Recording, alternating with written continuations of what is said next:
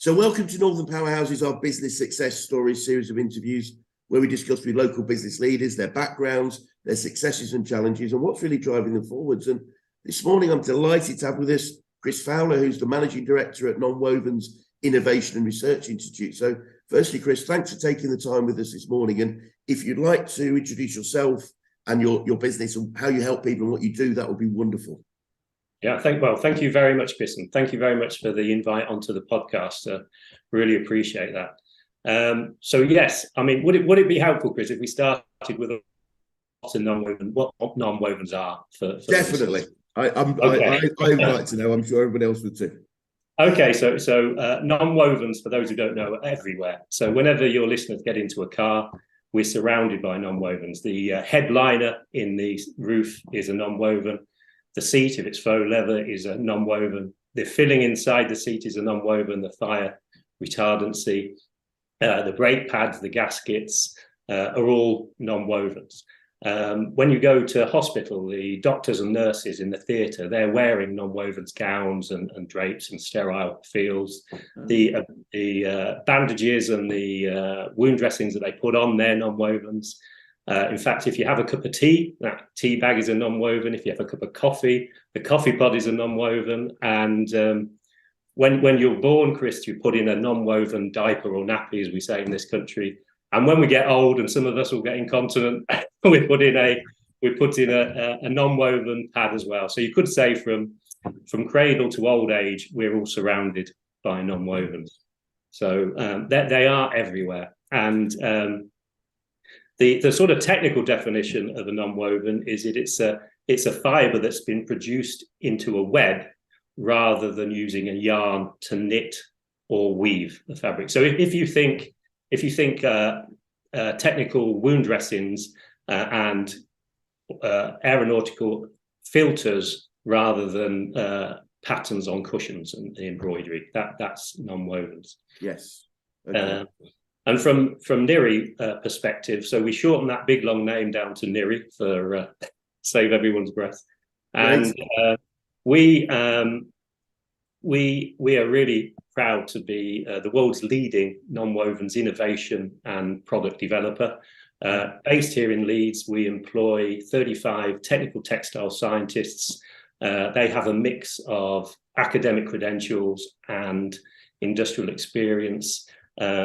So then we have over 400 years of combined nonwoven experience in the organization. And I do have to say, Chris, that they are all really very good at what they do. I'm not a technical textile expert myself by background with the business, but the people that work at NIRI, the team is really very, very good at everything they do. Wow, it's fascinating. I mean, the whole concept of if you say non-woven, given obviously weaving has been around for so long, and where it exists everywhere is quite fascinating. Right here in Yorkshire. So sorry to interrupt. I was going to say that actually being in Yorkshire is something that we're very proud of, because we kind of feel that we are following that technical textile heritage that the UK, and particularly the north of England, has been amazing. It was the Industrial Revolution here, and in the cities of Leeds and Manchester and Liverpool and over in Belfast, where that technical textile and textiles was a massive driver from the Victorians and drove a lot of what made the country what it is. So a lot of wealth came from textiles. And we, as I say, we're really pleased to be continuing that heritage. And we help a lot of companies. We've helped over 400 companies develop over 700 products. One of our core values is client confidentiality. So I can't really tell you about all that we work with, but if you think about all the big blue chip companies, we work most of those. Some of the ones that I can tell you about, if that would be of interest. Yes. We work for Bill and Melinda Gates Foundation, developing mosquito nets for them, and Bill Gates actually called one of our products super cool once. We work for the NHS, and we develop blood filters which remove the need for cross matching, which has a lot of advantages. And we also we develop ballistic protection, lightweight ballistic protection for soldiers and vehicles for the MOD. And we do a lot of a lot of development in healthcare. And I guess for your listeners, one of the things about nonwovens and what we do, it really is that fundamental science that goes down really to the sub-fiber level. So we can really control the performance characteristics of the nonwovens. So if someone wants the product to be not attract water, repel water, we can make it hydrophobic. We can control the flow of fluids in a nonwoven. So if you think of a wound dressing, Chris, on a wound, we've made a nonwoven that will take the exudate. That's the ooze that comes out of the wound. We'll take the exudate away and transport that through the wound dressing to the top layer, so it will evaporate out. And the benefit of that is that for the patient, they're not getting their dressing changed too much, so it can heal better. You're not using so much nursing time, so then also you're saving money for the NHS. Yeah. So that is quite a benefit. I think the other thing to say is that nonwovens are growing very quickly in the world in a lot of applications, and the reason for that is that they can produce very, very quickly at 600 meters a minute on a production line that is 6 meters wide, so vast amounts of material. So that kind of makes them relatively inexpensive to other woven and knitted fabrics. Wowzers. This is amazing. I definitely need to know more. Sorry, Chris. I was just going to say about you were sort of saying what got me into the business really, and what excited me. Keen to know a little bit about your background and how you got into this business, this specific business. Yeah, I mean, one of the things that really excited me about the business is what we do today. And at the beginning, that's really appealed. So we do a lot on sustainability. So over 90% of our projects are to do with making products more sustainable and helping the planet. So that means we can make products biodegradable, dispersible, marine dispersible, compostable. We look at the end of life of products to make sure the recycler can be used again. And we try and fit into that circular economy as well. So we've done quite a bit around that. So that was one of the things that really attracted me to the business, and one of the things that I'm very proud of. So all those projects we've done over the last 18 years, a lot of them have had real impact on not only the client, but also the customers and the planet. So we're pleased with that. And so your background specifically, what were you doing pre this, and how did you get involved? So my background was I grew up in a delightfully normal family. I was lucky enough these years to have a stable and loving family. And then after my A levels, I went to Trent, which is now a university, but in my day it was a polytechnic. So I went to Trent Polytechnic. But I saw a course there that I really, really, really fancied. It was a 4-year course called Industrial Studies. So think business studies with an industrial leaning. So it was fabulous. We did law, we did marketing, we did accountancy, we did business case studies, we did lots of looking at businesses and how they'd failed and how they succeeded. So I really enjoyed that. And I did a year out in my 3rd year. I went to Manchester and worked for Costain Petrocarbon. And I was on a program there, and I went into all the departments. So at the end of that 4 years, I came out as a massive generalist. So lots of knowledge, but not much depth, but quite a lot of breadth. So I was able to talk a little bit about topics and areas across the whole of the business repertoire of skills you need. But I also had the important knowledge. I knew enough as to when to call in an expert. So that sort of made me a massive generalist. And I think that's kind of stayed with me all the time. So then following that, I worked at Smith & Nephew for 3 years as a salesman and sales manager. Then I went to Baxter Healthcare for 4 years, ended up as a global marketing manager. And the training there was really good. I really enjoyed that. It was very good. And I traveled quite a lot as well. And then I was invited by a French pharmaceutical company to set up the subsidiary here in the UK. So in 1996, I set up that company in my bedroom with Oscar, our cat, on the on the desk. And 4 years later, I'm really proud to say, with the help of a good team, we turned that into a £15 million business. And I opened their Canadian and US offices. But the most important thing about that for me was I got involved with their chief pharmacist and innovation team. So that's when I started really getting involved in the innovation side and trying to make products that would fit our customers, the NHS over here. So that was good. Wonderful. And sorry, please go on.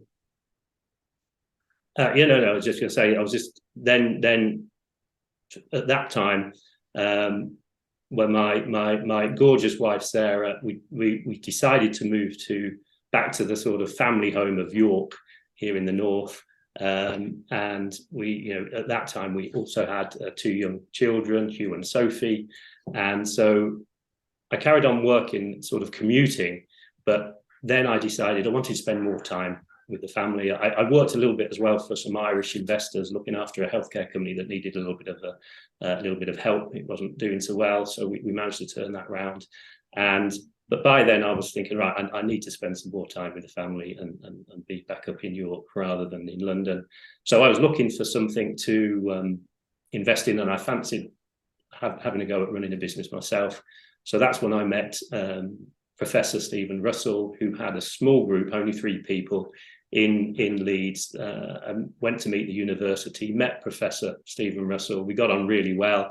We went for a few curries and had a few drinks, and then we decided that we had quite a good dovetailing of experience. Steve is obviously a world-leading expert on nonwovens, and I've got the commercial knowledge. So together we kind of started that. And I think that's what NIRI has been built on, really, that real technical excellence and that commercial knowledge to make sure that whatever we do is commercially viable. And Steve and I always had a saying that we both knew when to shutter. So that worked well. Brilliant. And as you look back over, as you develop NIRI, what are some of the biggest issues you'd say you've had to overcome? I think when you start a business, and we were small, and no one knew about us, you have to build that credibility and you have to build the trust with clients, and that's quite difficult to do when you start out. So I think that's a challenge that we put a lot of effort into overcoming that. I totally understand that, because as you said, and as you did at the start, it's almost explaining what you do to help people understand better. So looking at from a business perspective, clearly you're the business brain, and you've got some amazing brains in there, but you're focused on the business side. What are the biggest learnings you'd say you've had of business and about growing a business? For me personally, Chris, I think business is, what I've learned is you can do very little on your own. So I think what you really have to do is you have to get talented people. You have to recruit those people. You have to train those people, and you have to retain those people. So we put quite a lot of effort into that. We really are only as good as the people we've got around us. So we spend quite a lot of time on training.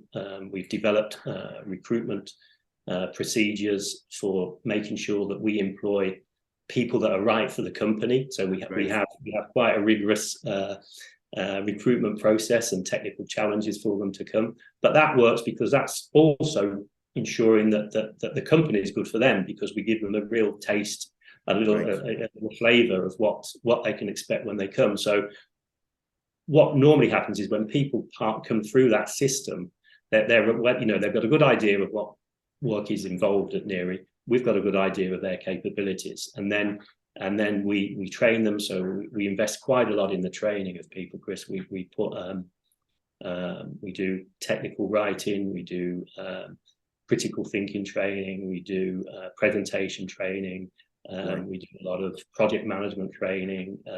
So we put a lot of that in, and also what we found is to develop, because we do employ a lot of scientists, so we try to get that team sort of ethos going. So we've over the last 2 years, every month we have one afternoon from 3 o'clock. We either go out and do an activity, go karting or bowling or or we do something internal where we do watch a film or we do ball games, and that builds up a bit of team rapport, and people then feel more confident and comfortable with each other. Brilliant. So sounds like you really nailed that whole idea of recruiting and retaining great people, because that's how, you know, successful businesses grow, isn't it? It's all about the culture and the people. Yeah, absolutely, 100%. Couldn't agree more. Yeah, it is all about the people and giving them the confidence that they can do the job. I was really fortunate enough that I had some bosses that were very good. They gave me a lot of freedom to make mistakes, and I made plenty. So and learn from that, and that's what we like to do as well. Give people the training, and then give them the trust that they can go out and do a good job.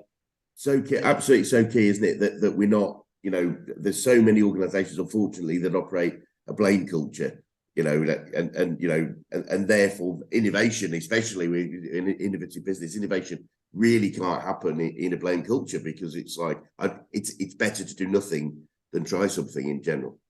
I know it's mad, and again, that's one of our ethoses here at NIRI, because the projects we get, Chris, are not easy, because a lot of our clients have hundreds, even thousands of people in their R&D department. So we get that tiny little niche area that they need help with, and we're really pleased to go and help them. But you know, the work we do is quite difficult, and that's why we've got a lot of talented, clever people there. But one of the things we say is, you know, making mistakes is so important. You know, one of my philosophies, how I've learned, is seeing other people do things and how that could, what I liked about that and what mistakes they made, and I try not to repeat my own mistakes, because you know, mistakes are so important that you can learn so much from them, and you don't want to ignore them or pretend they haven't happened. You've got to get them. There's a book by Matthew Syed that I really like called Black Box Thinking, and I'd recommend it to all your viewers, because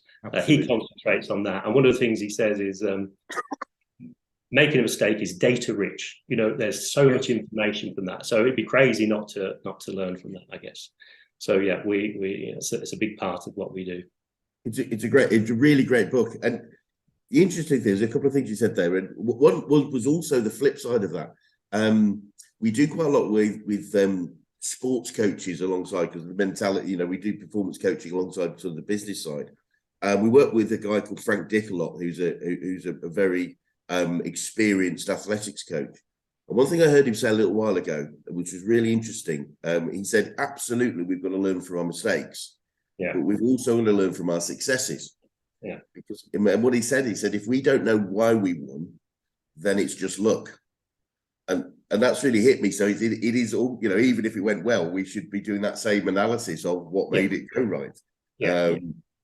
Which is fascinating. But something you said there as well, I mean, a couple of things that I really align with.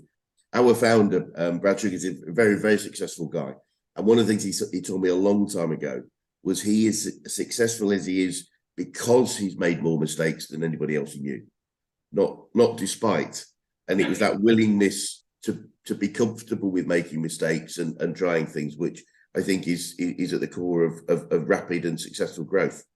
Yeah, and it is, and we have lesson learned sessions at work, and people are reluctant at the beginning because people don't want to do it. But as you know, as the management team do it, and everyone does it, you build that culture, and then again, you know, it's just you share that knowledge. So you've made a mistake, great learning experience. Let's be honest, we don't want to make it. We don't want to repeat the same mistake. I think that's the key. Make new mistakes. Don't repeat the same mistake. So we do that, and that breeds a culture. We aim and we hope of openness and honesty. So that's, you know, one of the traits and core values as well at NIRI. And the other thing you said I'm really interested in, you and I'm going to paraphrase this, you probably wouldn't position it this way, is you get called in when the experts they already have, you know, perhaps need some more help into these large organizations. How competitive is that? How welcome are you in those cases by the people that could? I'm just thinking the analogy of with us as business coaches, quite often we speak to business owners and they feel that taking on a business coach is a threat rather than a support, because they should know everything. And I'm just wondering whether or not there's that sort of feeling in the people you work with sometimes. Yeah, I mean, sometimes it depends who comes in, who's driving the project. So Yes. often the CEO of a company will come in with the sales director and the R&D director, and I think there is a tendency for some R&D people to feel a little bit, oh, what can these guys do? Because we've been making this product for years. But the reality is, normally the non-woven is a component of an overall product. So what we try and do is explain that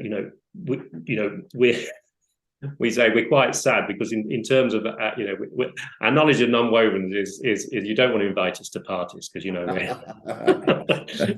that. But people then see that actually we really want to help, so we try and really put a lot of effort into understanding what the problem is, and we've got a lot of experience, a lot of expertise, so we apply that to that problem, that improving that component a little bit so that the product performs better against a competitor, or the product can be transposed from one sector into another sector, and they can make more money from that product with a few little tweaks. So they do that, and over time, people end up trusting us because we do put a lot of effort and hard yards into delivering the results. So over 90% of our business is repeat business or recommendation. So we have a model called the accelerator model. So companies that have been with one or two projects will then say, well, look, we say we'll work with you for a year, and we kind of work as part of their team. So we become part of the R&D team in that special area of non-wovens. And then that team goes, they've got someone there that can get their back on the non-woven, so they can concentrate on making the rest of the product really good based on that fundamental, component that they know is going to perform well for them. That makes perfect sense. Makes absolute sense. And as we probably discussed, we're a business coaching organisation. I'm keen to know who the best coaches you've ever worked with, whether that's business, sport, or life in general. I have to say, yeah, there's two that come to mind thinking about it. So I mentioned I worked for an American company called Baxter Healthcare years ago. Yes. And every Tuesday, not every second Tuesday, I used to fly to Brussels to meet my boss, who was a French guy called Alan Lostis. And he was a brilliant marketeer. So he was able to really understand what a client needed and really truly try and make the products match those needs, which he bashed his head against some people in the company who wanted to produce the product and carry on producing the product, but he really had that sort of vision of market fit.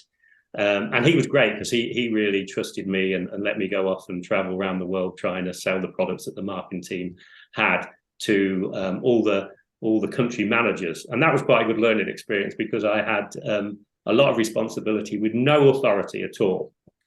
So you had to learn the power of persuasion. Yes.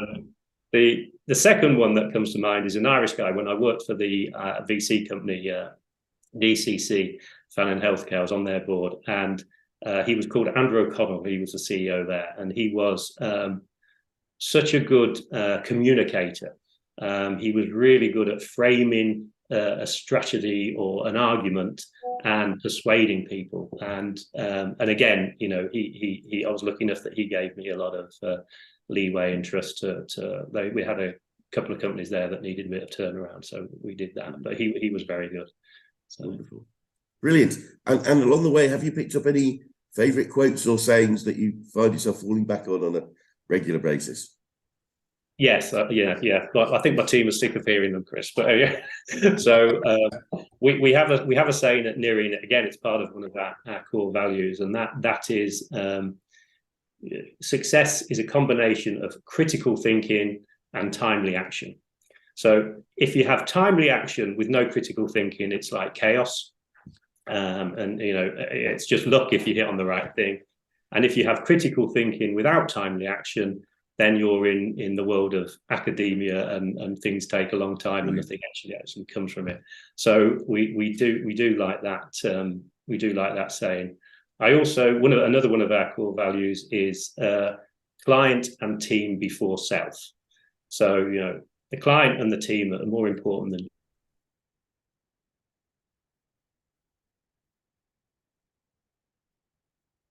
It's one of those things that I think if you all work together, what you can achieve is so much more than as an individual. I think the biologists call it emergent behavior. You know, when a starling on its own is quite nice, but when they form those shape-shifting, beautiful patterns without hitting each other, it's just stunning. And again, the biologists call that emergent behavior. We call it teamwork, I think, in business. Love it. Love it. We've got a couple of phrases for success. One is a simple formula, which is B times 2 equals half. And it's very much, you know, the B is who we need to be, I guess, how we need to think. And the do is, but we've got to take action to get the result that we want. So it sounds very, very similar. And on that note, there's a great, and it's slightly different to what you said, but I think it's a Japanese proverb, and it's something like vision without action is but a daydream, but action without vision is a nightmare. Right. Yeah. I heard that, but yeah, that's good. Yeah. And it sort of nearly fits, because it's especially more about critical thinking. And absolutely, it's those two things, isn't it? We've got to work things out and then but we've also got to get stuck in at some point. It won't happen by itself. But unfortunately, many people do get stuck into the reverse of just taking lots of action and hoping they'll get to the outcome at some point, which in itself is also a bit nuts, because we could be going in completely the wrong direction. Yeah. I mean, it's we put a lot of effort into critical thinking, and we do a lot of training in it, because it's very hard to get over all your cognitive biases that you have. So, you know, we just, you know, all the different, you know, affirmation bias and confirmation bias. So, you know, and herd mentality bias. So it's quite tough to escape all those, but it's worth putting the time in to do that. Absolutely. And emotion comes in, doesn't it? One of the phrases we use in coaching a lot is everything is neutral until we add meaning to it. And you know, and different people who add different meaning to the same thing, and that's where we have differences of opinion and thought, and I guess emotion in many ways. Excuse me, I think my voice is starting to go a little bit. But what would you say you've learned about yourself throughout your career? I'm probably coming back to the people. I can do very little on my own without good people around me, so I do that. I've learned that I'm very much a starter initiator, and I'm not a very good completer finisher, so that can drive people mad. Luckily, my wife is a very good completer finisher, so that dynamic works really well. But I try very hard, Chris, to be a completer finisher, and over 20 years I'm making small inroads. I think nobody else will agree with that, I think, but yeah. I think sometimes it's just about playing to our strengths, Chris. It's, you know, just like if you've got great people around you, then that's fine. It's the interesting thing is the completer finishers don't always have that, you know, that creative critic, you know, the idea side of what we do. And I guess it's getting a team doing the right, you know, playing to their strengths is often a winning combination. Yeah. So what would you say the future looks like for you guys, and what challenges do you face, if any, as you grow? The future, I'm pleased to say, is quite bright. We're just in the process of relocating to a new facility just on the other side of Leeds. So we're moving to the southeast of Leeds from the northwest. And that's a bespoke facility that we're just fitting out at the moment with new labs, etc. So that will be ready. We should be moving in about April. And I have to thank the Northern Powerhouse, because we had a little bit of funding from Northern Powerhouse there. So that was really much appreciated. Brilliant. The LEP as well have been very helpful in that. So I think the challenges for us are recruiting more good people. Technical textile scientists are quite hard to find. So our current group are from all over the world. We've got people from every corner of the world in our 35 employees, technical textile scientists. As I say, we're very multicultural, which is great. And I think I think that's the main challenges for us is moving into that building, getting it going, and continuing to employ good people and train good people so that we grow. We're looking to expand into the US and into Europe. We're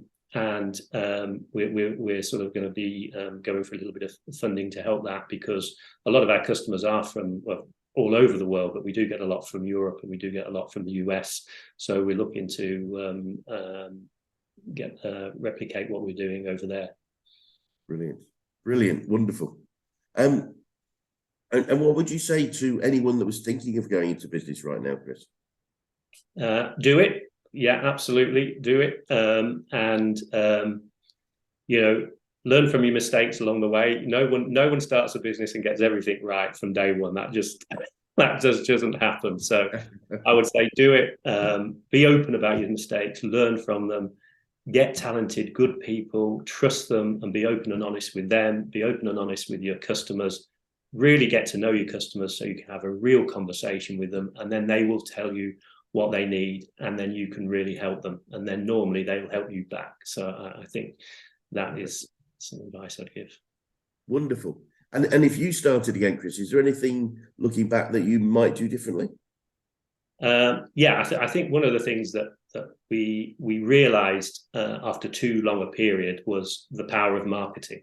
So when we started NIRI, we grew, but we grew fairly slowly, and then we decided to put in an actual marketing strategy, and we got one of the people from the team who's very good, had like commercial ability as well as the technical ability, and we trained him up, and he's now with the CEO doing a lot of marketing and for the company, and that has made a real difference. I think before then we were the best kept secret in Nonwovens.